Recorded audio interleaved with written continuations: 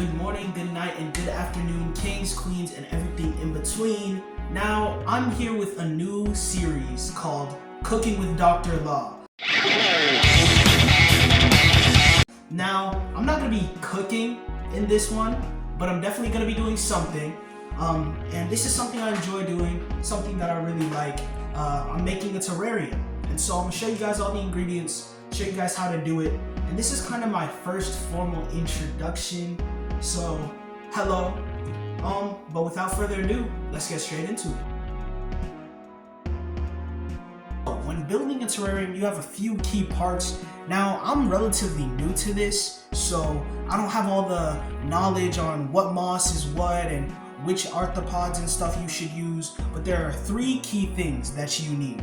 First, you need some gravel, some rocks. I literally just gathered these from my yard. It's really whatever works, and I think this is the base layer. So it's just gonna be some rocks to allow the water to kind of get in there. Like I said, I'm not really 100% sure on the whole process, but you will need some sort of gravel, some pebbles, some rocks, something for the base layer.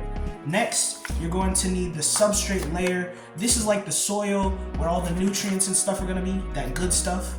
Low-key looks good. I might just take a bite after this.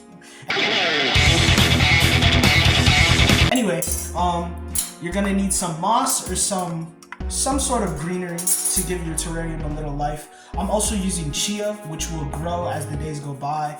I've had varied success with using chia in terrariums. To be honest, not the greatest. They usually end up dying, but they look really good for the first few weeks. I'm not sure why they end up dying, probably because they suffocate, but yeah.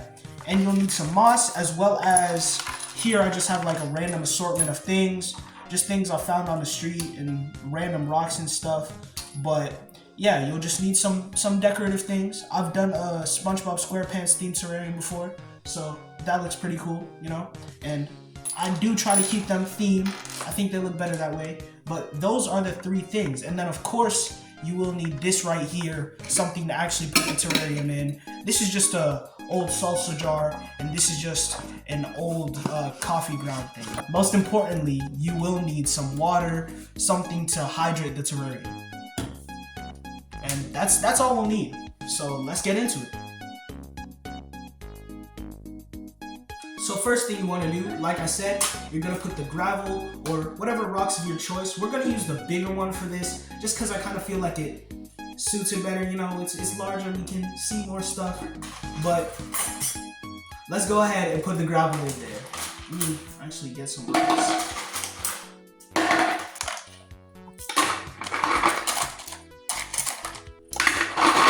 And that's a pretty good foundation. You just want like that kind of flat base layer. I might take that big one out because it's a bit too big. But you just kind of want that flat layer to give it some space in between the rocks, some breathability, I guess. Then you want to go ahead and you want to put the substrate in there. Now, I'm not going to take a bite, but I am going to be using a spoon to kind of put it all in there. So, this can get kind of messy, so just be very careful when you're doing it. Now, before I've gotten things like earthworms and I've put them in the terrarium, and there's this one guy on YouTube, I'll put the link in there, but he talks all about terrariums, and there are certain creatures and animals, I guess, insects, that live in terrariums, that go very well in terrariums, and that actually allow your terrarium to live longer. And terrariums can live up to a long time. I've seen one 65 years old. Like, it's a living ecosystem. That's what I really like about them. It's kind of like capturing the forest and taking it for yourself. I'm just gonna put a few more scoops. I think I'm gonna fill it up to about here, just so that we have space for the decorations in the moss.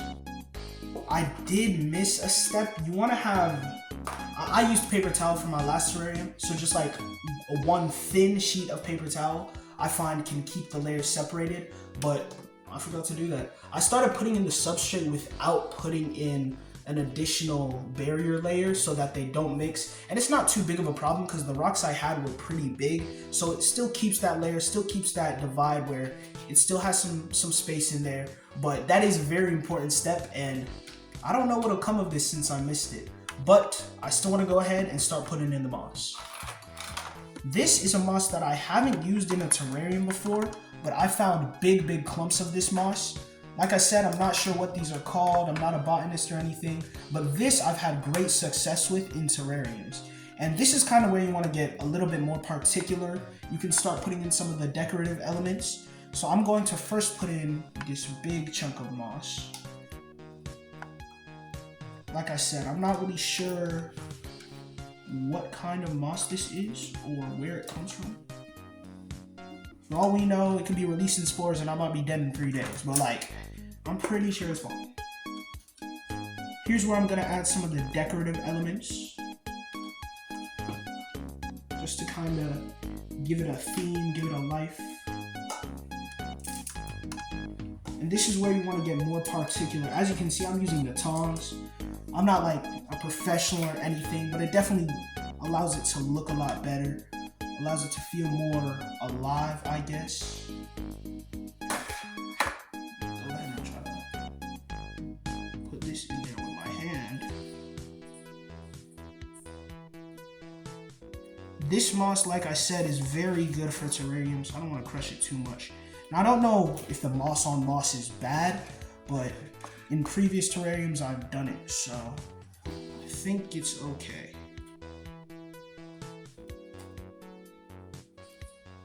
I just kind of want it to be laid on the ground like a sort of grass, you know, give it a little earthy vibe.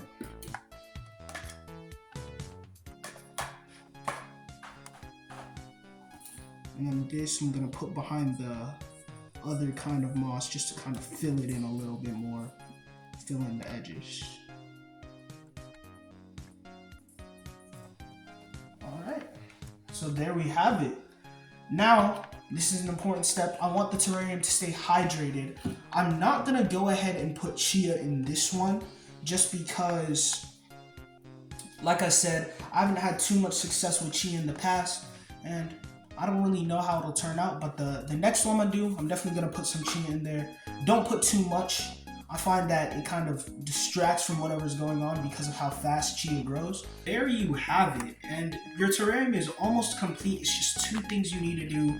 Hydrate it. I like to spray it in there some. As you can see, I've already sprayed it just a little bit with some just regular water, nothing special about it, but I've sprayed it a little bit, and then I took a paper towel, wiped off the inside wall so that all the moisture is really retained in the substrate and in the base layer, and rather than, you know, on the sides of it, so when you look at it, it's not going to be as appealing. That's just me personally though. You can do what you want if you're doing it for growth. Now is the most important step, sealing it off. So when you seal it off, here's what I've done. I usually put a paper towel at the top, and then I close it, rip off the edges of the paper towel, and just allow it to be sealed. It's best if you have something that is meant to be sealed completely, something that's meant to be closed so that nothing really escapes. I use the paper towel because it's almost like a mesh that allows things to escape, but still keeps it damp and keeps the environment wet. So I'm just gonna go ahead and put that on.